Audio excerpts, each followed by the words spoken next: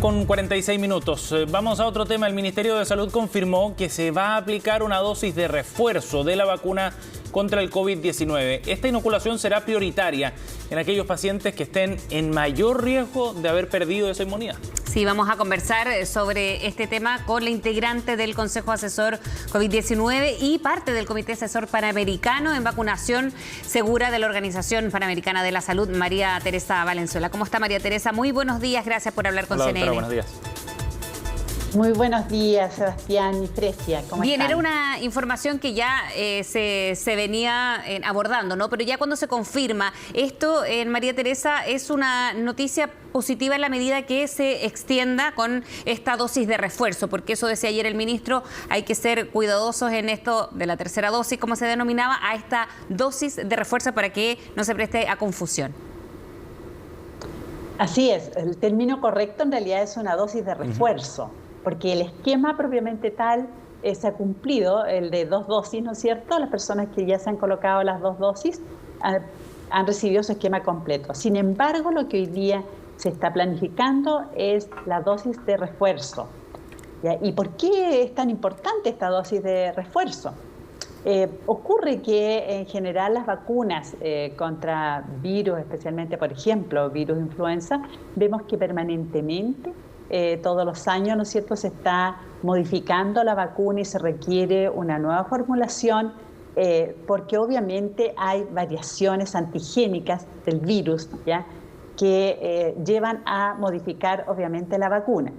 Pero también en este caso específico es muy importante porque el marcador biológico, que es el que se está utilizando por todos los desarrolladores de vacunas, de protección a la vacuna, que mide la protección, serían los anticuerpos neutralizantes.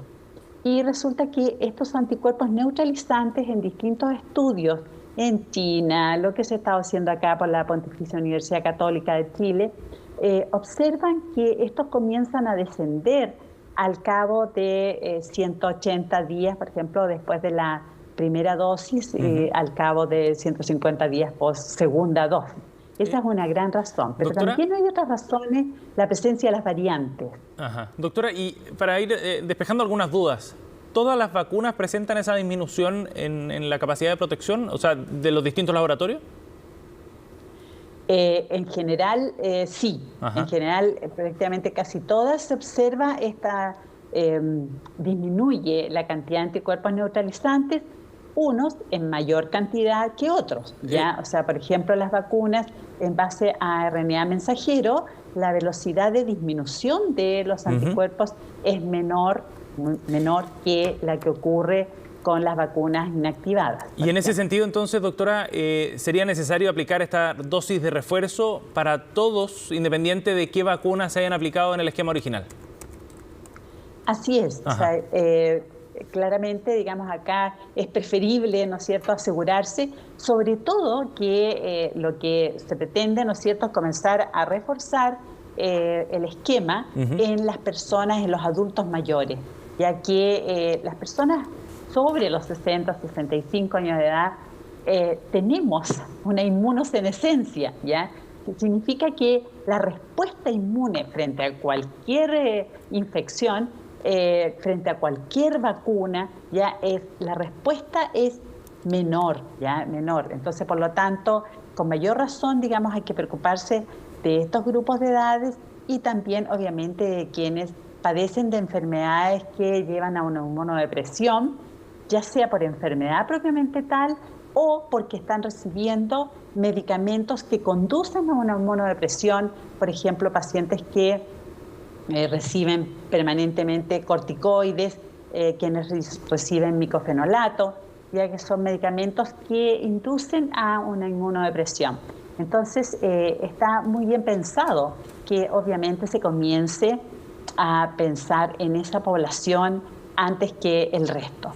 Sin embargo, lo más importante es que se logre vacunar a todos los rezagados. O sea, yo creo que aquí el gran trabajo es que no queden personas susceptibles sin vacuna. ¿Y por qué razón? Porque resulta que ya vemos este tema de las variantes, ¿no es cierto? ¿Qué ocurre? Los virus buscan, ¿no es cierto?, la posibilidad de seguirse replicando, buscan la posibilidad de sobrevivir. ¿Y dónde van a sobrevivir mejor? Es donde las coberturas de vacunación sean más bajas. Doctora. Entonces, por esa razón que es tan importante. ¿Y cómo se puede ir mejorando la pandemia mundialmente? Porque en algún minuto había algo de resistencia de la OMS, por ejemplo, a no vacunar a otros grupos, a los niños, para que estas vacunas también llegasen o hubiese capacidad para los países más pobres, donación incluso. ¿Cómo en un mundo tremendamente globalizado, cuando se habla de distintas variantes, se va a haber esta distinción, ¿no? Por ejemplo, en nuestro país y otros de América Latina han avanzado rápidamente en la vacunación, pero sabemos que otros no. ¿Cómo eso se conjuga, usted también, con el rol que tiene ahí en la Organización Panamericana de la Salud? Bueno, efectivamente, la Organización Mundial de la Salud y sus organismos que están responsables en cada una de las regiones del mundo, obviamente que tienen que velar por el acceso a las vacunas para la población del mundo, porque estamos viviendo obviamente una pandemia.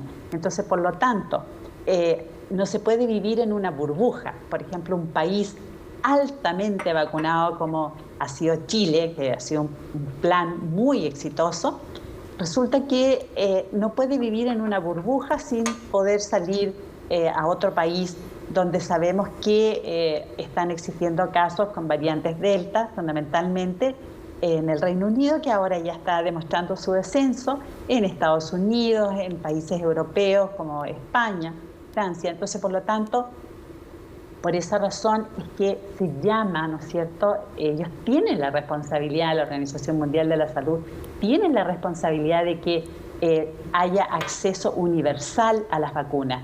Y fundamentalmente me refiero a regiones que solamente tienen aproximadamente el 3% de su población vacunada, como sería la región de África, por ejemplo. Entonces, en ese sentido, la equidad es muy importante.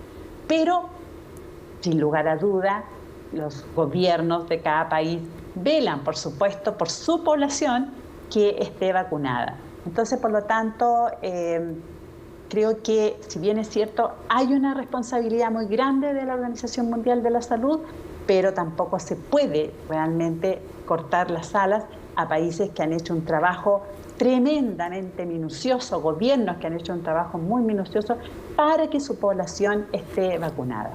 Doctora, respecto a los objetivos que se buscan con esta con la dosis de refuerzo, para el caso en particular de nuestro país, ¿cuál debería ser el objetivo desde el punto de vista de la transmisión? Porque entiendo que las vacunas efectivamente también ayudan a disminuir los niveles de transmisión.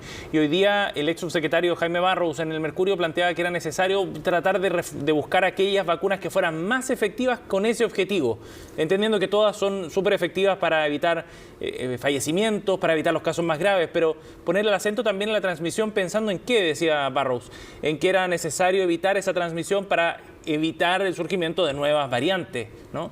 Entonces, ¿sería necesario enfocarlo hacia determinada vacuna que son más efectivas para evitar la transmisión del virus? Lo más importante es la disponibilidad de las vacunas. Entonces, por lo tanto, el mensaje acá es que hay que trabajar con lo que se tiene.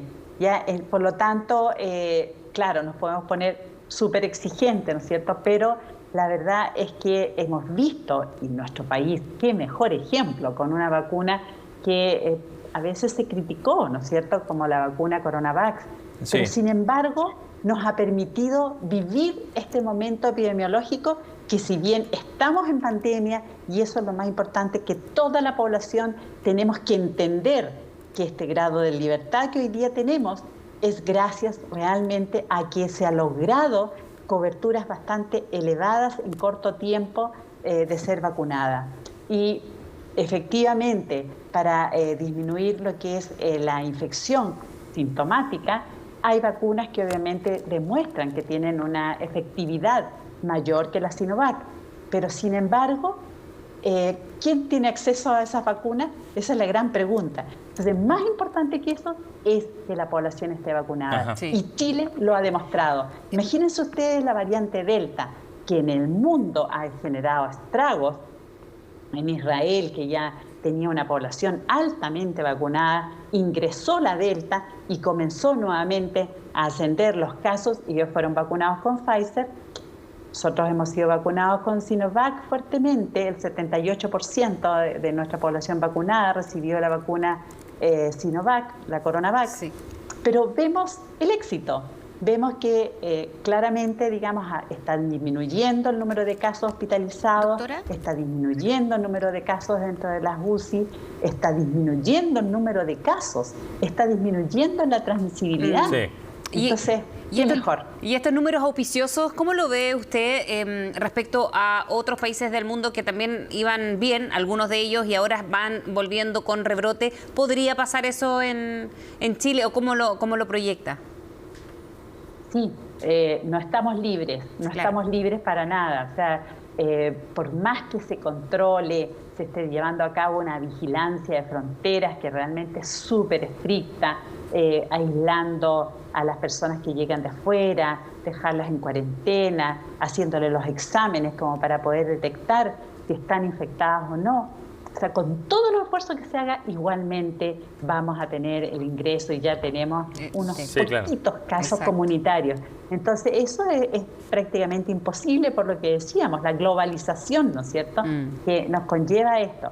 Pero, sin embargo, en la medida que logremos una población más altamente vacunada, ya estamos hablando de un 90% y además que se avance rápidamente en poder vacunar a los niños entre los 18 y 17 años de edad, que ya se comenzaron a vacunar la semana pasada, los que tienen patologías crónicas, pero logrando eso, estoy cierta que nos va a azotar, pero no de la misma magnitud que sería si tuviéramos baja cobertura de vacunación. Y así esperamos todos. Doctora Valenzuela, gracias por conversar con nosotros esta mañana, muy amable. Que esté muy bien, buenos días. Muchas gracias a usted, Sebastián y Grecia. Que tengan buen día. Buen día.